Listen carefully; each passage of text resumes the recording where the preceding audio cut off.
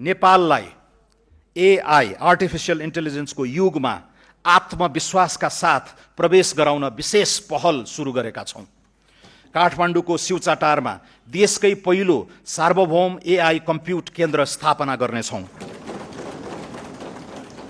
हजारौं AI processing unit खरिद गरी एआई उद्यमी र स्टार्टअपलाई सहुलियतपूर्ण कम्प्युट क्षमता उपलब्ध गराउनेछौँ। स्वच्छ जलविद्युत ऊर्जालाई उच्च मूल्यको एआई कम्प्युट सेवामा रूपान्तरण गर्ने प्रस्ताव गरेको छु। नेपालको विद्यमान अपार ऊर्जा शक्तिलाई कृत्रिम बुद्धिमत्ताको विकासमा प्रयोग गरी सिपयुक्त रोजगारी, डिजिटल निर्यात र एआईमा आधारित आर्थिक रूपान्तरणको जग निर्माण हुने विश्वास गरेको छु। आगामी आर्थिक वर्ष एआईको क्षेत्रमा अन्तर्राष्ट्रिय ख्याति बनाइरहेका कम्तीमा 15 जना नेपाली शोधकर्तालाई प्रतिष्ठित फेलोशिप प्रदान गरी नेपाल फर्केर योगदान गर्न आमन्त्रित गर्नेछु।